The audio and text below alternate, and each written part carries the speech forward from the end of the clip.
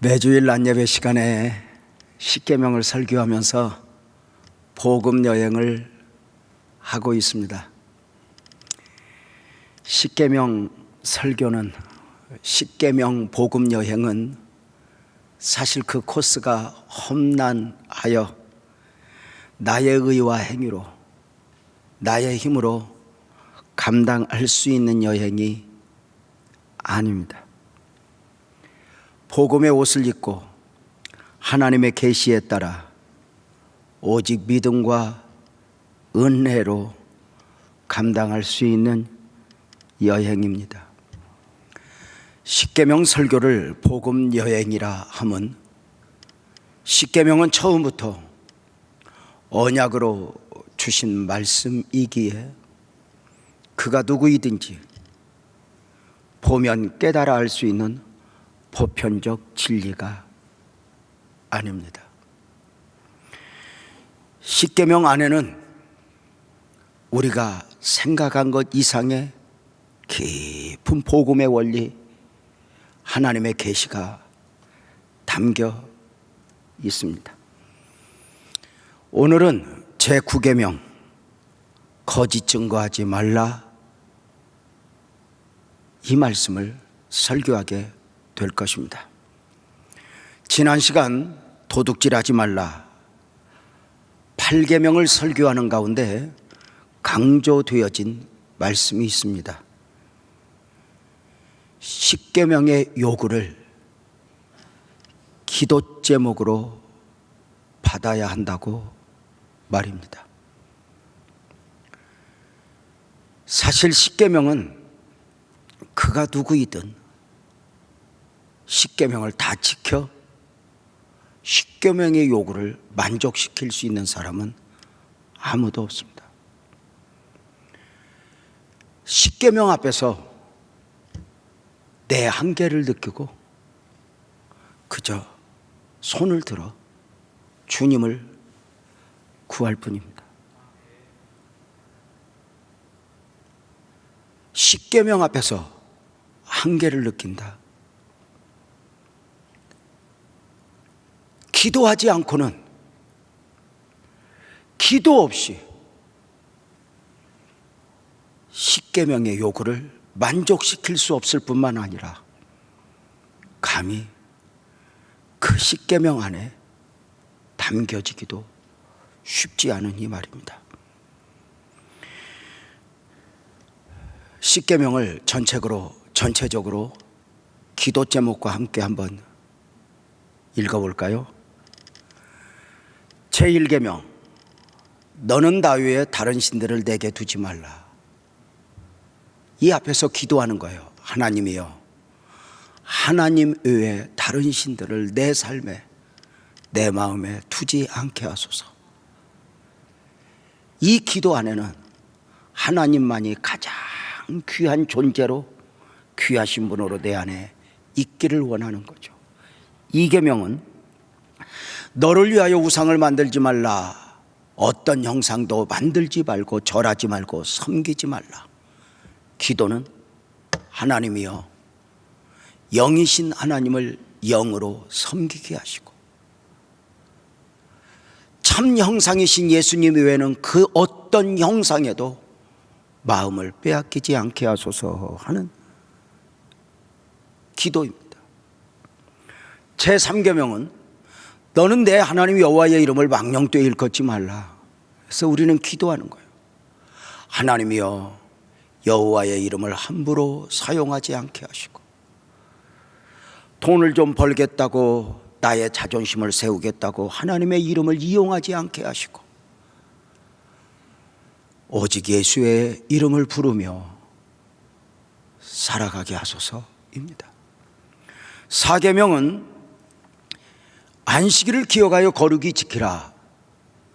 하나님이여, 정한 날 정한 시간에 정한 자리를 귀하게 여기며 예배자로 살게 하소서입니다. 나는 누구여야 하는가?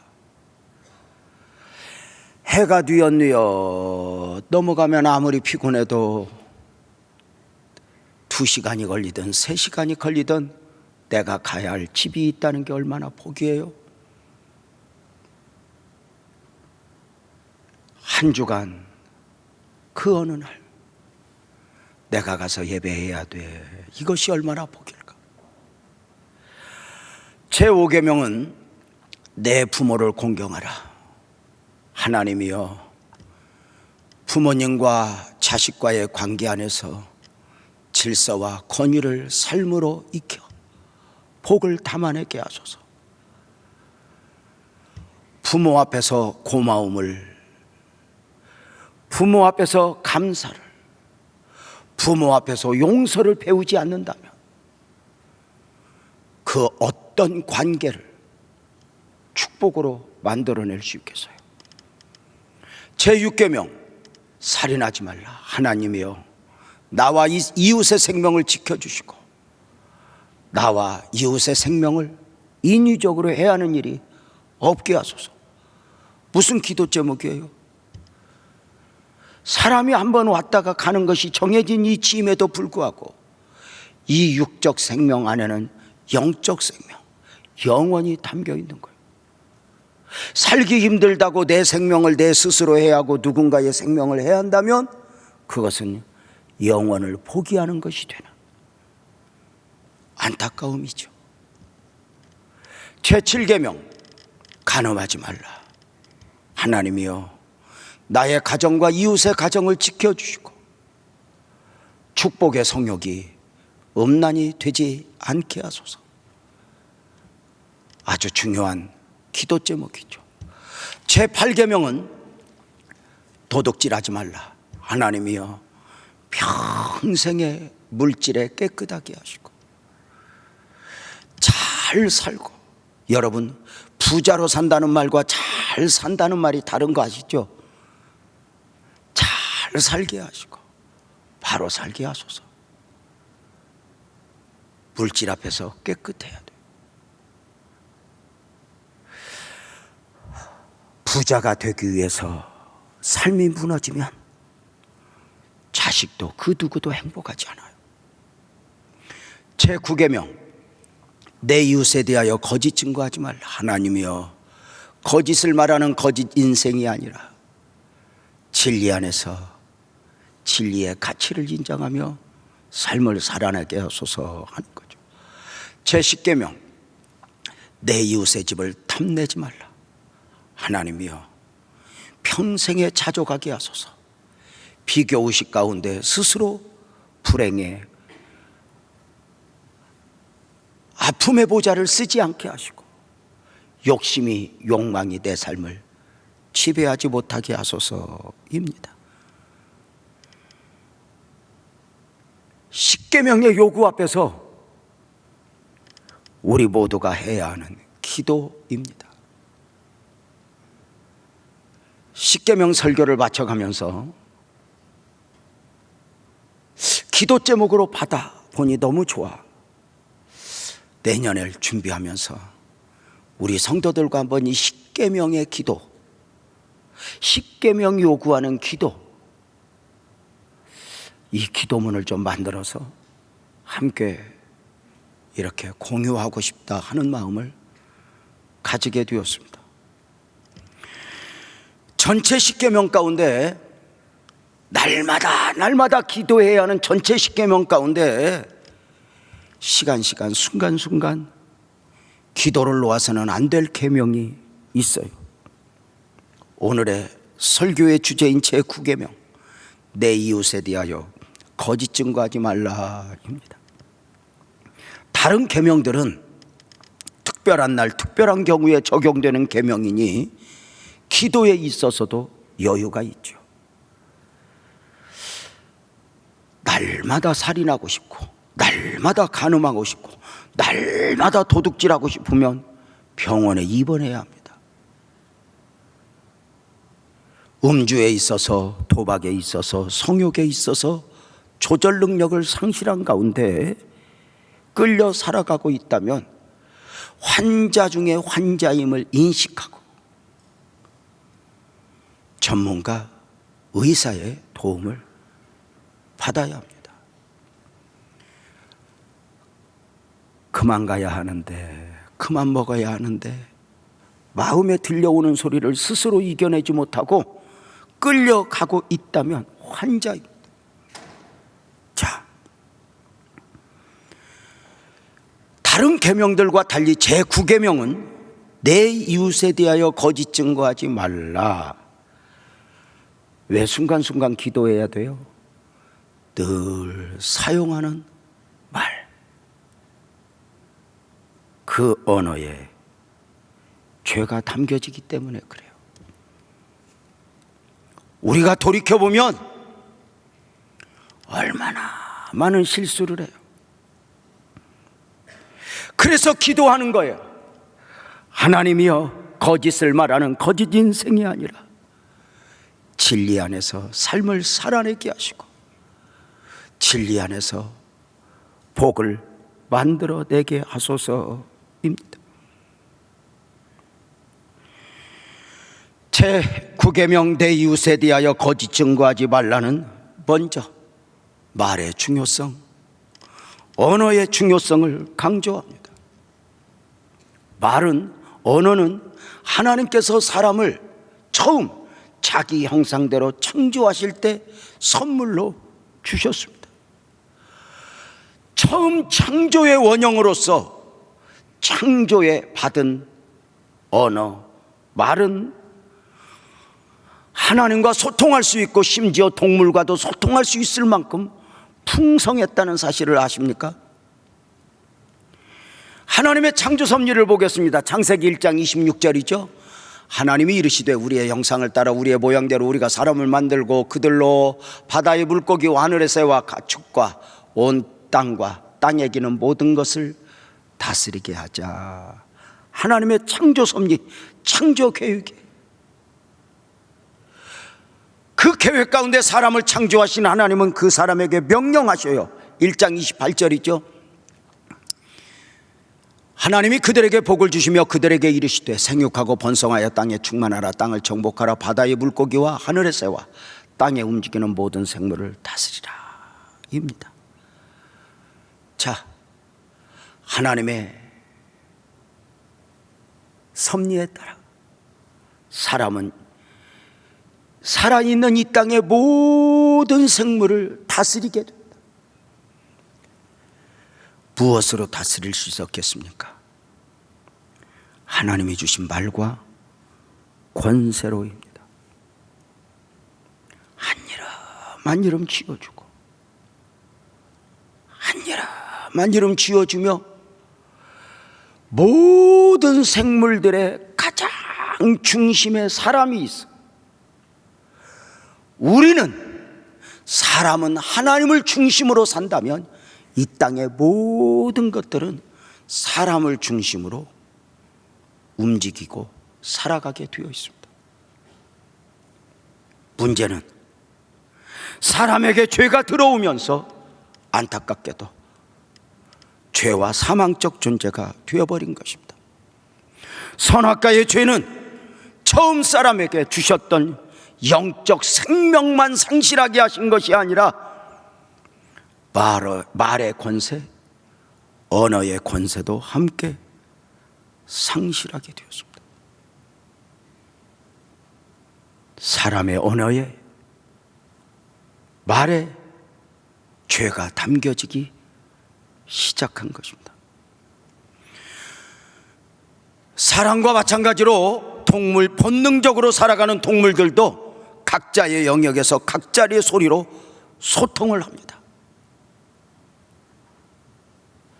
본능적으로 살아가는 동물들끼리 소통을 하는 소리들은 말이나 언어라 하지 않습니다. 동물들끼리 소통을 위한 소리는 하나님의 창조 섭리 안에서 주어진 후에 시간 앞에서도 장소 앞에서도 변하지 않습니다. 여러분 아시죠? 2000년 전의 원숭이의 울음소리나 지금의 원숭이의 울음소리는 달라지지 않아요. 앞으로도 마찬가지일 거예요. 장소적으로도 마찬가지예요. 일본 원숭이, 그리고 아프리카 원숭이, 남미 원숭이가 소리가 다른 게 아니에요. 일본 원숭이는 일본말로, 아프리카 원숭이는, 또 남미 원숭이는 스페인 말로 우는 게 아니에요. 진화론이 결코 과학적일 수 없는 이유죠. 반면에 사람은 시간 속에서도 그 언어가, 그 말이 많은 변화가 있어져요. 그래서 아마도 옛날 사람들은 우리 지금의 말을 다 이해할 수 없을 거예요. 우리 또한 옛날 방언을 다 이해할 수 없는 것처럼 말입니다. 지금까지도 그러했고 앞으로도 많이 그러죠. 장소적으로도 환경의 영향을 받아 사람들의 언어는 많은 변화가 있어요. 그죠? 그런데 과거나 지금이나 이곳이나 저곳이나 사람의 말 속에 변하지 않는 게 있어요. 그 말에 죄가 들어있는 거예요. 어느 순간부터 그 말에 죄가 담겨 있는 거예요.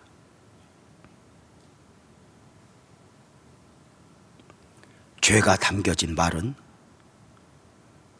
무서울 만큼 능력이 있어지는 거 아세요? 그래서 이렇게 말하잖아요. 말은 칼과 같다고. 누구의 손에 들려 어떤 용도로 사용되느냐에 따라 칼이 사람을 살리기도 하고 죽이기도 하다. 말이 그러하다고 말입니다. 말이 무엇인가? 언어가 무엇인가? 사전적 의미에서 언어는 사람의 사상이나 감정을 표현하고 의사를 소통하기 위한 소리나 문자 따위의 수단, 이렇게 나와 있습니다. 설교 준비를 하다가 책을 읽다가 좀 더 단어의 정확성을 알기 위해서 제 책상에는 국어사전이 있어 늘 찾아봅니다. 찾아볼 때마다 느끼는 건 더 어렵다. 말이 무엇일까? 이렇게 표현하기도 해요. 우리 마스크 쓰고 있지만 한번 따라서 해봐요. 말. 정확하게 따라서 해봐요. 말. 말이 무엇이냐? 마음속에 알갱이들이 조립되어 표현되어지는 것, 이렇게 말해요. 내 마음속에 무엇이 담겨 있고 내 생각에 무엇이 담겨 있는가, 이것들이 조립되어서 표현되어지는 것이니, 그 가진 사람의 돈이 그의 인격을 말하진 않지만, 그가 공부를 해서 학위를 받았다 해서 그 학위가 인격을 말하는 건 아니지만, 말은 곧 인격입니다. 말은 곧 그 사람입니다. 사랑하는 여러분, 여러분의 언어 습관, 말의 습관은 어떠하십니까? 같은 재료를 가지고 아름다운 음식, 맛있는 음식을 만들어내는 솜씨가 있다. 같은 말, 같은 단어를 가지고 이렇게 아름답고 귀하게 표현한다면 축복이 아닐까? 여러분은 어떠세요? 목소리도 좋고 말까지 이쁘게 할 수 있다면, 개인적으로 설교자로 살아가면서 말을 좀 어떻게 하면 이쁘게 할 수 있을까 해서 시집을 한 권씩 사서 읽기도 하고, 수필을 사서 이렇게 읽어보면서 나도 이렇게 말을 좀 예쁘게 했으면 좋겠다, 이렇게 노력하곤 하죠. 그래서 전도서 25장 11절은 경우에 합당한 말은 아로새긴 은장반의 금사과 같다, 이렇게 말을 하죠. 성경에서만이 아니라 인간이 수천 년 그렇게 오랜 기간 살아오면서 삶 속에서 배운 가운데 그 말의 교훈, 이 말에 그 명언들, 속담들이 많이 있어요. 보편적 진리죠. 성경이 아니어도 삶 속에서 배워지는 것들이니까 이것이 진리다 부인할 수 없죠. 우리 속담에 이런 말이 있죠. 말 한마디에 천냥백 갚는다. 가는 말이 고와야 오는 말이 곱다. 많은 말들이 있어요. 말로 입힌 상처는 칼로 입힌 상처보다 더 깊고 더 덥다, 이렇게 말입니다. 이런 말도 있어요. 생각 없이 말을 쏟아놓는 사람은 잡초가 무성한 정원과 같다, 이렇게 말입니다. 말은 아름다운 꽃처럼 그냥 하는 말 같지만 그 말에는 묘한 색깔 그리고 향이 담겨 있다, 이렇게 이야기해요. 말하는 것은 지식의 영역이고 듣는 것은 지혜의 영역이니, 탈무드는 그렇게 이야기하죠. 하나님이 우리에게 귀를 2개 주시고 입을 하나를 주셨으면 듣는 것보다 말하는 것을 할 수 있거든 더 절제해야 함을 알려준다고 말입니다. 이렇게도 말해요. 곰은 자기 쓸개 때문에 죽고 사람은 자기 말 때문에 죽는다고 말입니다. 느낌이 있죠? 험담은 세 사람을 죽이게 되니 말하는 자, 듣는 자, 험담의 대상자가 함께 죽어가는 것이라고 말이죠. 사람은 말을 먹고 산대요. 사람은 말을 먹고, 특별히 여자들은요 청각에 민감해서 이렇게 지금 고생하지만 말만 잘해줘도 여자들은 견딘대요. 여보 조금만 참어, 조금 있으면 좋은 소식 올 거야. 20년째 그랬는데 오늘 해줘도 또 좋아하는 게 여성이라는 거야. 그래서 남성들은 많은 것을 못 해줘도 여자들에게 말만 잘해줘도 살아야 될 이유가 있다면, 최병찬 장로님은 말을 잘 해주시나? 남자들이 대부분 죽을 만큼 고생을 하고 입으로 다 쏟아. 참 약점인데요. 거짓말은 눈사람 같아서 오래 굴리면 굴릴수록 더 커진다고 그래. 깜짝 놀랐어요. 이런 말도 있더라고요. 관 속에 들어갈지라도 막말은 하지 말라. 왜? 그 말은 너와 대상에게 끝나는 것이 아니라 자식에게까지 열매로 나타날 수 있으니 말입니다. 이런 보편적 진리들도 있지만 성경에서도 말에 대한 교훈이 참 많이 있습니다. 잠언서에, 야고보서에, 마태복음에, 산상수훈에, 그 대표적으로 몇 절만 이렇게 한번 보면, 잠언서 26장 20절부터 이렇게 보면, 나무가 다하면 불이 꺼지고 말쟁이가 없어지면 다툼이 쉰다. 이 공동체 안에 주시는 교훈이죠. 숯불 위에 숯을 더하는 것과 타는 불에 나무를 더하는 것 같이 다툼을 좋아하는 자는 시비를 일으키느니라. 이렇게 22절, 남의 말 하기를 좋아하는 자의 말은 별식과 같아서 뼛속 깊은 데로 데려가느니라. 남의 말 좋아하지 말라, 이런 교훈들인데, 특별히 오늘 주일 우리 여성분들이 좀 주목해야 될 단어가 있는 것 같아요. 잠언서 21장 9절인데요 다투는 여인과 함께 큰 집에서 사는 것보다 움막에서 홀로 사는 것이 훨 낫다. 19절에는 이런 말씀도 있어요.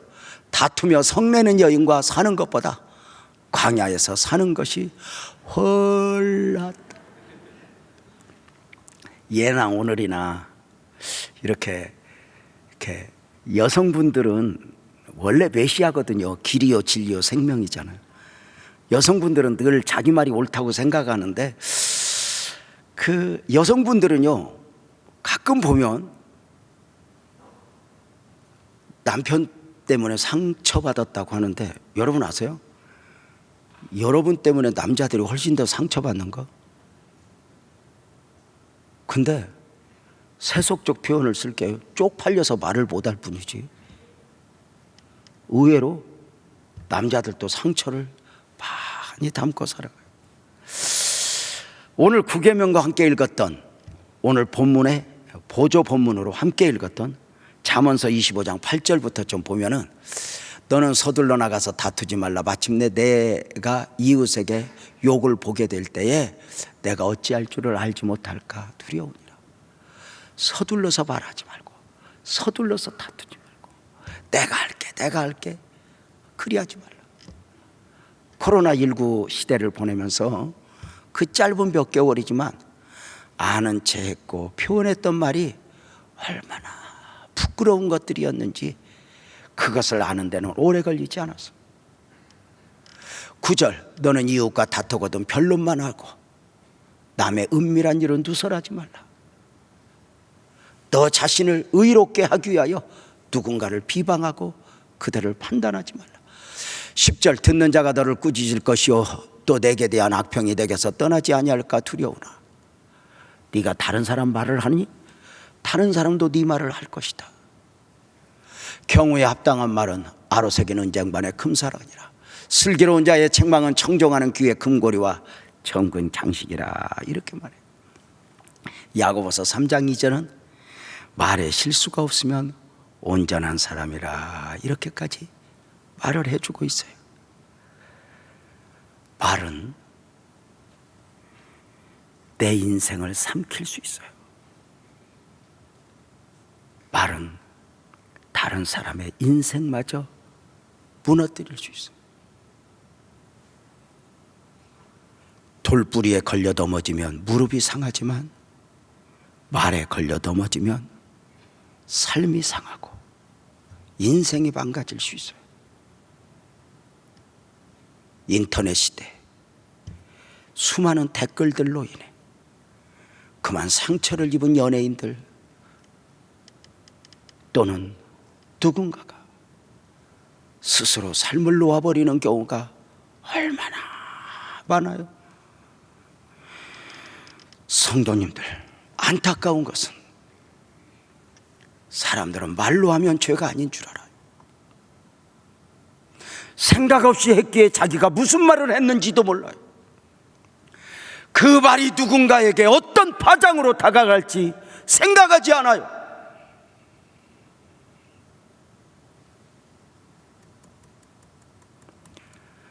제9계명 거짓 증거하지 말라.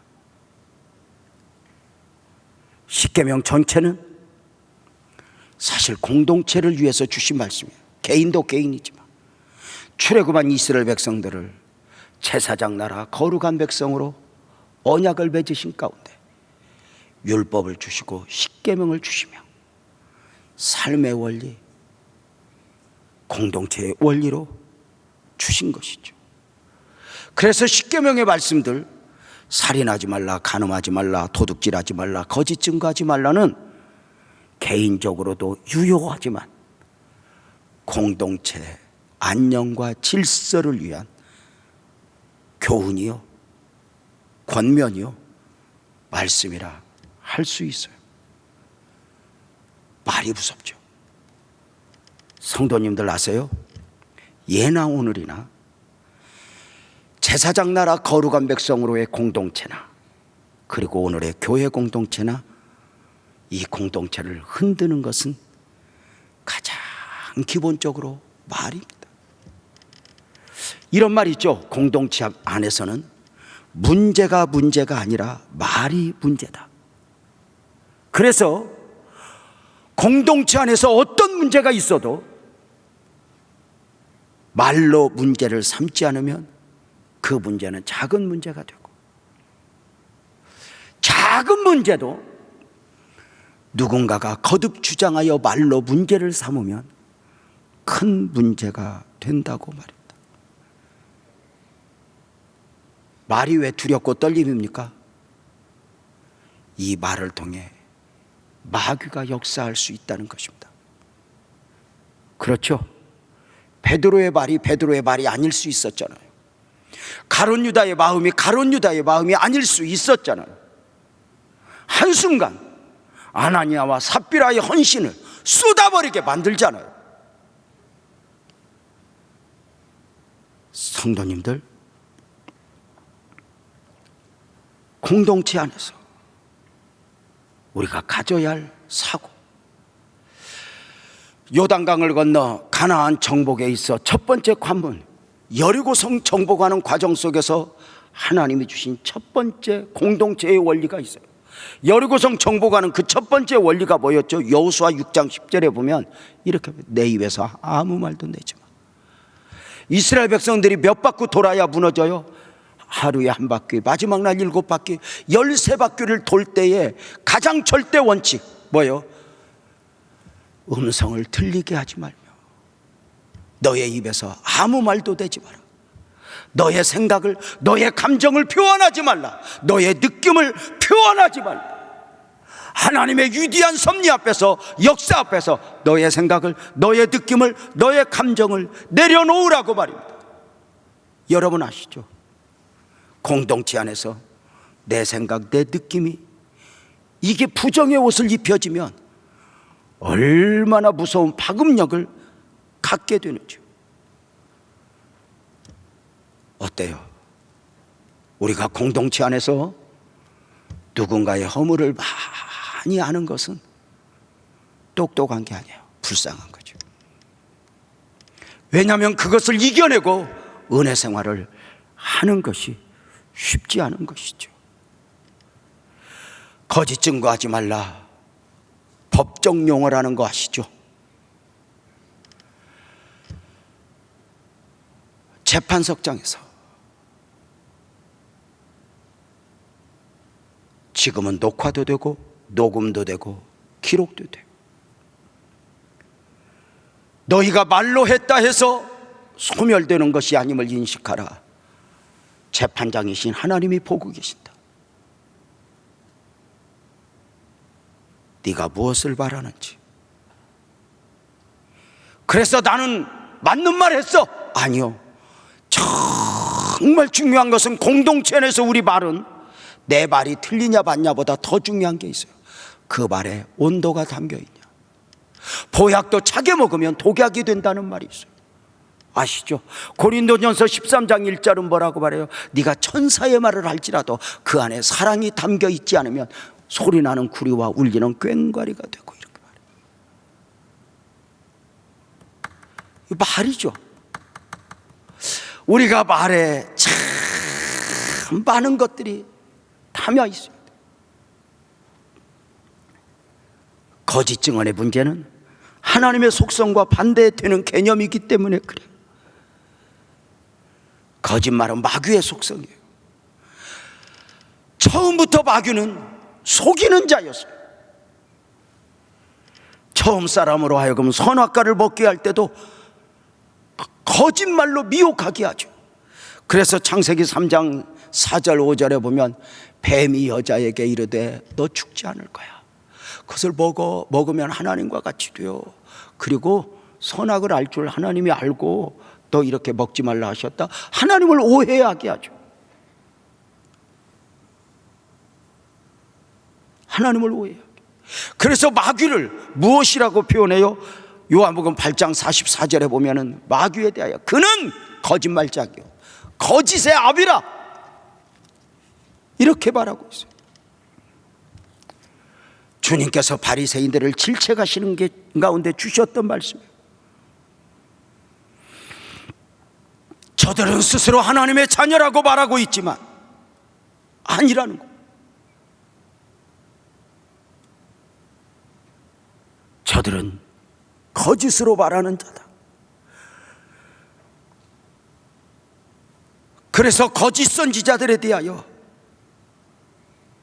조심해야 할 것에 대하여 우리 주님은 마태복음 7장 15절에도 그렇게 거짓 선지자들을 삼가라.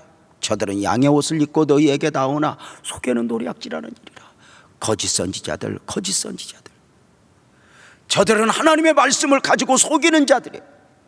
하늘로부터 말씀을 받은 것이 아니라 자기 생각을 가지고 하나님의 말씀처럼 설파하는 자들 말이죠. 위험하죠. 거짓 선지자 안 돼. 오늘날 목사들, 오늘날 설교자들이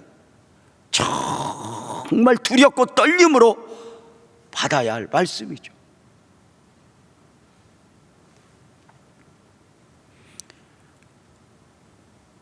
우리 부목사님들과 함께 종종 나눔을 가져요. 그 부목사님들에게, 그리고 또 밖에서 어느 날 세미나를 할 때 종종 이렇게 말씀을 드릴 때가 있어요. 왜냐하면 모든 목사들은 소망 중에 소망이 정말 설교 잘하고 싶은 거예요. 설교 좀 잘했으면 좋겠다. 설교 좀 잘했으면 좋겠다. 제가 그들에게 이야기해요. 설교를 강단에서만 잘하려고 하면 안 된다고. 강단에서만 잘하는 설교는 한 번, 두 번 포장할 수 있지만 삶이 없는 설교는 그만 밑바닥이 드러나게 될 것이에요.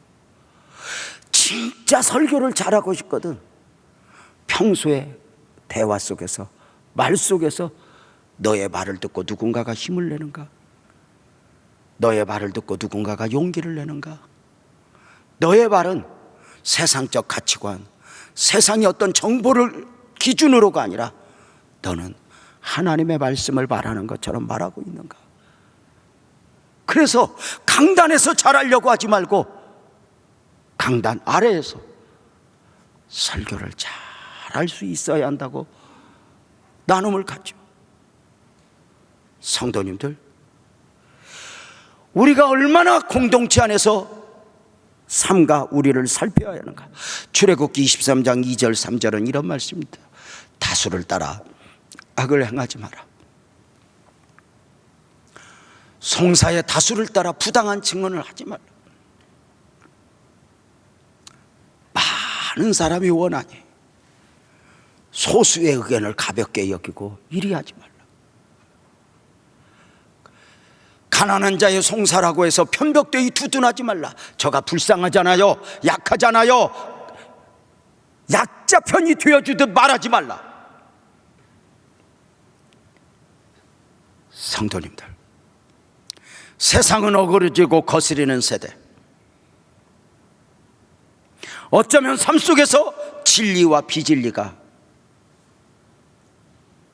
어떤 그 보이지 않는 가운데 거대한 싸움을 싸워요. 묻겠습니다. 진리와 비진리, 진실과 정의, 거짓과 정의가 싸우면 누가 이겨요? 여러분 아세요? 드라마 보셨어요? 영화 보셨어요? 정의는 반드시 승리한다. 그건 맨 마지막이고, 드라마 끝에 맨 마지막 괴나 주인공이 이기지. 그 전에는 처절한 과정을 거치게 돼요. 보세요. 참 진리이신 예수님이 비진리인 거짓 증거들 앞에서 고난을 받으시고 죽임을 당해요. 빌라도 법정, 가야바 법정에서 거짓 증인들을 세워서 저가 성전을 헌다 했습니다. 말을 비트는 것이죠. 저가 하나님이라 했습니다. 믿음 없는 가운데 들었던 말 색깔 그대로 됐죠.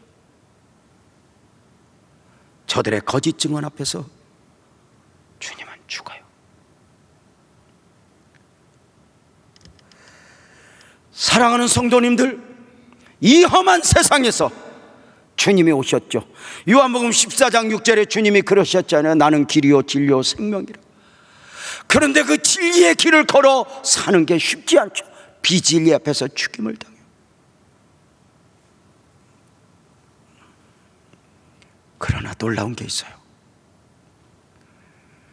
예수님은 죽었지만 진리는 죽지 않아요. 사랑하는 성도님들, 우리가 이 살아가는 세상 거짓이 범람하고 가짜가 판을 치고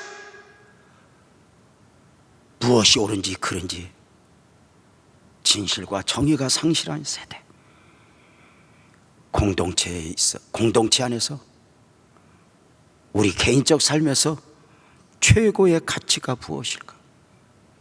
바로 진리이고 복음이어야 하는 것이죠. 우리 빛나교회 공동체 복음이라는 이름으로 모였어요. 아시죠? 복음 위에 그 어떤 사상도 이념도 교리도 올라갈 수 없어요. 이건 굉장히 중요한 거죠. 사랑하는 성도님들, 교회의 최고의 가치는 복음이고 진리를 추구하는 거예요. 복음이 결정의 기준이고 진리가 결정의 기준이에요. 그 우산 아래 우리가 다 보이는 거예요. 서로 다른 사람들이. 사람이 어떻게 정치적 이념, 생각 하나 될 수 있겠어요? 저는 아내와 벌써 30년 훌쩍 넘게 살았어요. 깜짝깜짝 놀라는 게 있어요. 나와 달라요. 생각도 다르고 무엇을 판단할 때도 보면 저 사람이 저런 면이 있어서 다른 거예요. 이게 무서운 게, 옛날에는 뭐 모르는 게 있으면 목사님 여보 이건 어떻게 된 거 이렇게 묻더니 요새는 유튜브님한테 물어.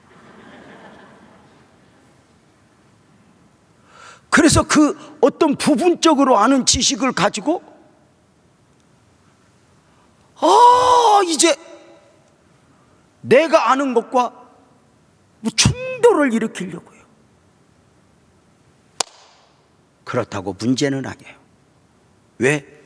우리는 부부 아래 그리고 복음 아래 있기 때문에. 교회가 언제 위험하냐? 복음 위에 정치적 이념, 복음 위에 사상이 올라와 어떤 결정의 기준, 목소리 높이는 기준이 이런 이념, 사상이 되면 공동체는 무너지게 되어 있어요. 아주 중요한 거죠. 오래전에 스리랑카에 선교 사역을 위하여 갔어요. 제가 갔을 때는 스리랑카 안에서 싱갈족과 타밀족의 내전이 아주 최고조에 올라갔을 때예요. 같은 민족인데 총을 쏘아서 칼로 죽이는 거예요. 뭐 곳곳에 폭탄이 터져서 무너진 건물도 있고요. 그래서 기도하고 그 스리랑카에 가서 자동차로 이동을 할 때 한 마을에서 한 마을, 한 도시에서 한 도시로 옮겨가려고 하면 폭탄이 있는가 다 검사하기 위해서 사람들 데려요. 그리고 검사하고 다시 타고 이런 거죠. 그래서 1시간 걸릴 거리를 2시간, 3시간 걸쳐서 가요. 그런데 교회 가서 감동을 하는 거예요. 뭔지 아세요?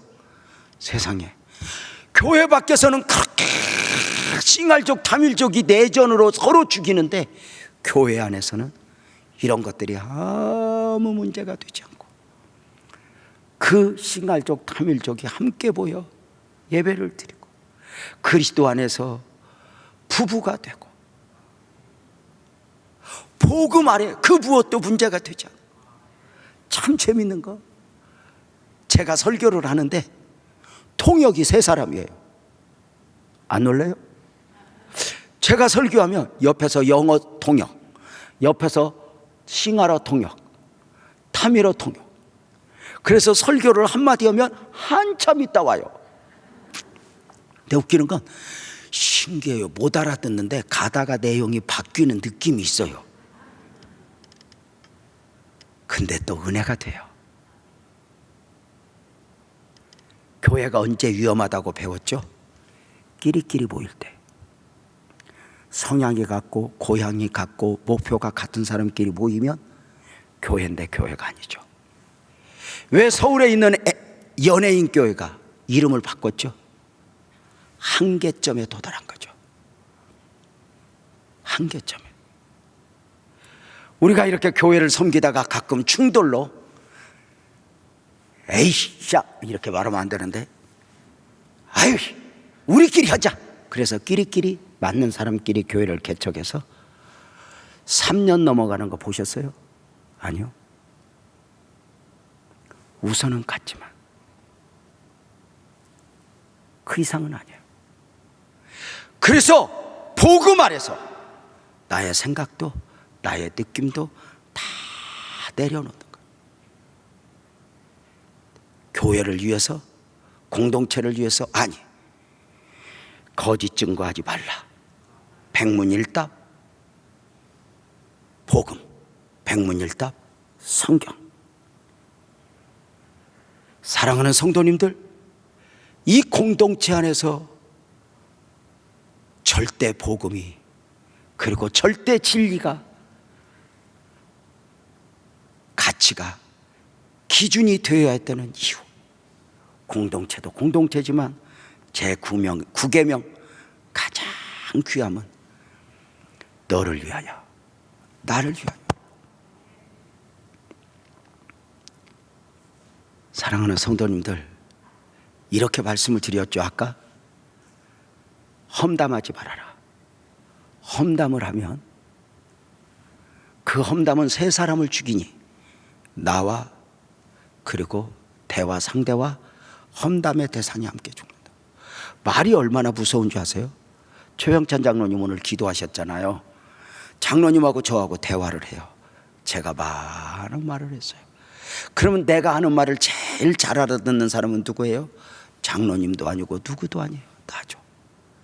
말은 나한테 하는 거예요. 말은 나한테. 다른 사람을 비방하는 건 곧 나를 비방하는 것이 돼요. 내 이웃을 거짓 증거하지 말라. 여기에서 주시는 명령 또 하나가 뭐예요? 거짓 증거들로부터 너 자신을 지켜라. 여러분, 나 자신이 세상에 온갖 정보들로부터 오염되지 않도록 삼가 두렵고 떨림으로 나 자신을 지켜야 돼요. 언젠가 TV에서 세상에 이런 일인가? 그 프로그램 가운데 집안에, 방 안에 쓰레기를 대문부터, 아니 대문 밖에서까지 가득 쌓아놓고 살아가는 여성인가 남성인가 하여튼 본 적이 있어요. 근데 뭐 한 사람이 아니라고 그러더라고요. 그런 사람이 종종 있다라고. 어느 정도 누울 자리도 없어.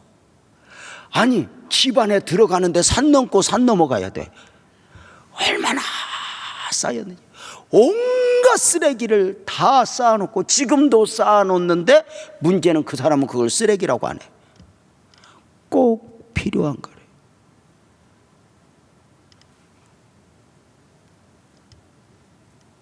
성도님들, 음식을 먹을 때에 내가 소화시킬 수 있는 것 외에 다른 것이 들어가면 문제가 되잖아요. 물이 오염되면 물이 아니죠. 여러분의 생각은 어때요? 여러분의 마음은 어때요? 어때요? 혹시 수많은 정보들, 수많은 이야기들을 여러분 안에서 다 소화시킬 수 있다고 생각하세요?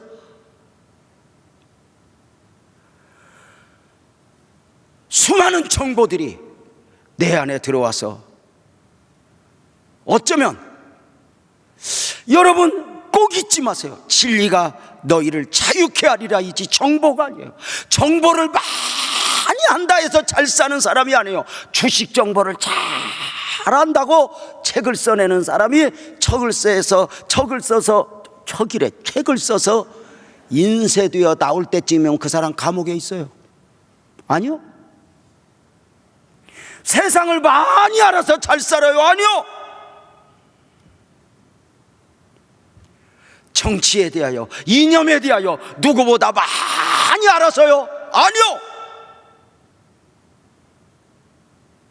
어린아이들이 행복한 이유가 뭘까요?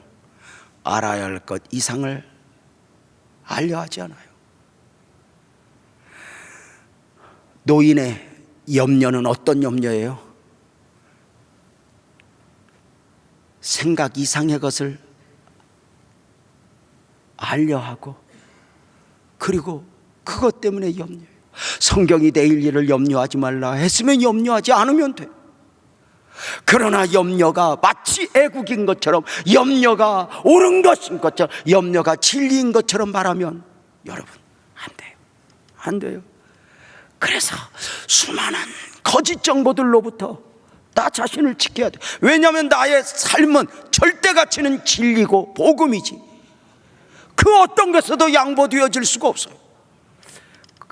그래서 우리가 진리 안에서 이 은혜를 손해보지 않기 위해서 어릴 적 교회를 다녔을 때 그 교회는 얼마나 이런 부분에서 우리를 살피게 했는지 몰라요. 그래서 혹시 길을 가다 극장 앞을 지나가거든 고개를 숙이고 가라. 노출이 심한 여성분이 앞에 가거든 눈을 감고 가라. 그래서 감다 뜨다 감다 뜨다 싸우죠. 어릴 적 교회 가서 많이 불렀던 노래 생각이 나더라고요. 그래서 지금도 그 노래가 있을까? 그리고 이렇게 두드려 봤더니 있어요. 여러분 이 노래 아시죠?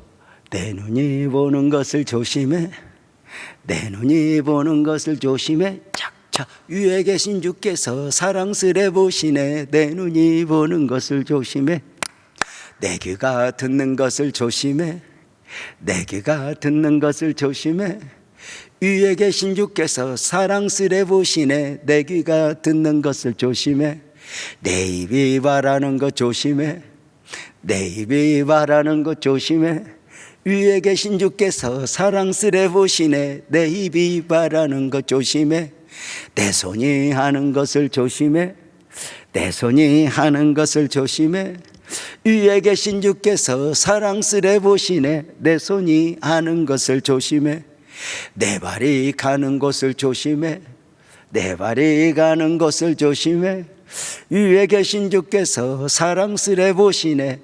내 발이 가는 곳을 조심해. 이렇게. 그래서 어릴 적부터 우리의 생각이, 우리의 판단이 옳은 것이 아니게, 여러분이 가장 은혜가 있을 때가 언제인 줄 알아요? 여러분의 생각이 아무리 오래 오라도 말씀 앞에, 목사의 권면 앞에 알았어요 할 때가 은혜가 있을 때. 아니요, 말씀 앞에서 내 생각이 살아있고 내 느낌이 살아있고. 아니죠. 사랑하는 여러분, 왜 조심해야 돼요? 사람은 어느 순간 보이는 대로 보는 것이 아니라 보고 싶은 대로 봐요. 들리는 대로 듣는 것이 아니라 듣고 싶은 대로 들어요. 그래서 내가 알고 있는 것들은 100% 옳은 것일 수 없어요. 그래서 우리는 꼭 유념해야 될 것은 어느 순간 우리는 진리의 전달자이지 정보의 전달자가 되면 안 돼요. 내가 들었던 수많은 것들, 이것들을 전하는 것 자체가 어쩌면 거짓 증거하지 말라, 이 말은 거짓말 하지 말라는 차원이 아니에요. 너는 진리를 말하는 자이고 진리를 전달하는 자다.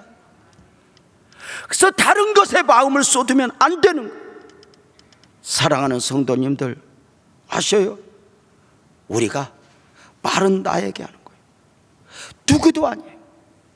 그래서 우리는 습관적으로 대화를 할 때 절대로 다른 사람 이야기를 하면 안 돼요. 최병찬 장로님하고 저하고 대화를 하면 둘만의 대화를 해야 돼요. 부부가 앉으면 둘만의 대화를 해야 돼요. 그런데 우리나라 사람들은 습관적으로 둘이 앉아서 다른 사람 이야기를 해요. 그건 대화가 아니죠. 죄 짓는 것이죠. 다른 사람 이야기를 해도 좋아요. 단 하나 그 사람이 옆에 앉아서 듣고 있는 것처럼 들어도 괜찮은 말만 해야 돼요. 누가 들으면 안 되고 숨겨야 되는 말은 마귀 역사가 반드시 함께해요. 이건 노력이에요. 처절한 싸움이에요.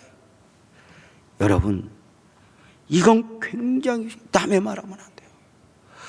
우리는 그래서 무엇을 이렇게 어떤 것을 보았을 때, 들었을 때 이 공동체 안에서 유념해야 할 것은 여러분 이렇게 무슨 소리를 들으면 나는 종점이어야 돼, 정거장이어야 돼. 다시 못 알아들어? 내 앞에서 끝내와야 돼, 누구한테 전해줘야 돼. 종점이어야 되는데 여러분은 종점으로 살아, 정거장으로 살아. 내가 보면 터미널이요. 막 그 사람 알면 다 알아. 마치 이 정보를 말하면 내가 똑똑해 보이고 아니요. 다시 말씀을 드려요. 우리는 언젠가 제가 설교했어요. 십계명 설교하면서 우리는 진리의 전달자이지 정보의 전달자 안 돼요. 남의 죄, 남의 허물을 말하는 것도 아니에요. 어디서 누가 죄 짓는 거 봤으면 그냥 기도 제목이지 그걸 누구 앞에 전달하는 거 아니에요. 여러분 어디 가서 누가 바람을 피는 걸 보았다, 최병찬 장로님이 어떤 여자하고 가는 것을 보았다, 놓아두세요. 지 알아서 살게.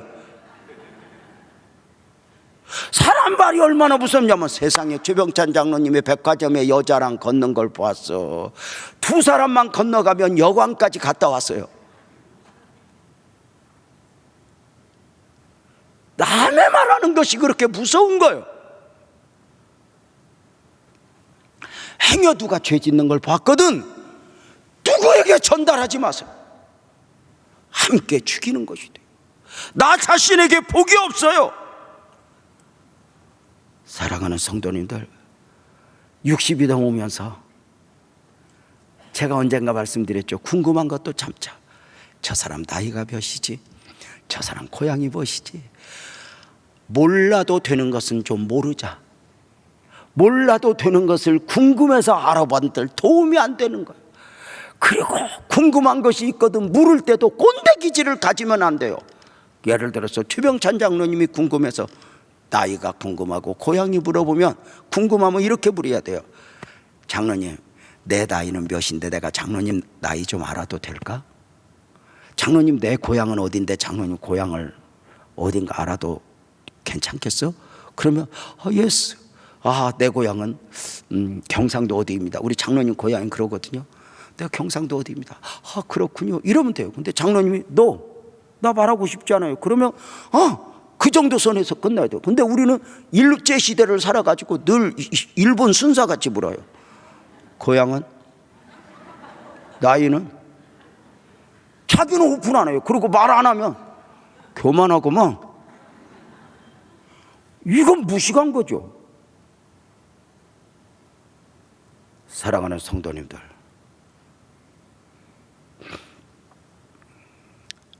거짓 증거하지 말라는 단순히 거짓말하지 말라가 아니에요.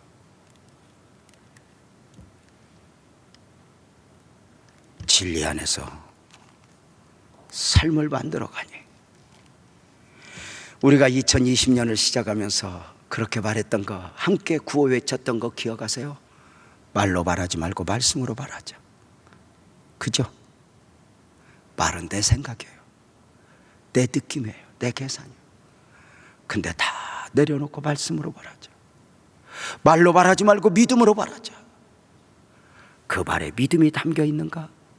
믿음이 담겨 있는 말은 누군가를 살리고 나를 살려요. 말로 말하지 말고 기도로 말하자. 말로 말하지 말고 기도로 말하자 하면 사람이 아니라 하나님께 하자. 말로 말하지 말고 순종으로 말하자. 내 생각, 내 계산 내려놓고 말씀 앞에서 아멘 하고 그 말의 복을 담아내고 해야 되는 거 아닌가? 성경을 보면서 깜짝 놀란 것은 다윗은 많은 것들이 무너지고 깨어질 때 그 입에서 믿음을 놓지 않아요. 참 매력이에요.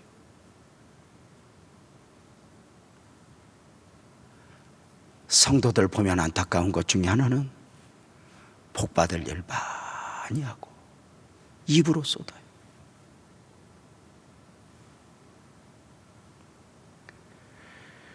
어느 순간 우리의 입술을 통해서 어느 순간 우리는 많은 부족들, 십계명의 요구 앞에 서서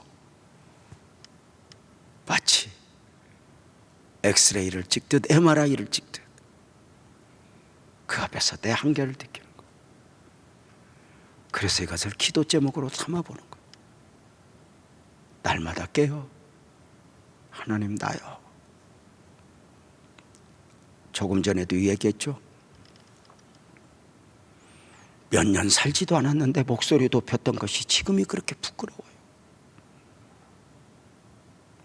복음은 변하지 않아요. 진리는 변하지 않아요. 그러나 정보는 수없이 변해요. 사람 이야기는 수없이 변해요.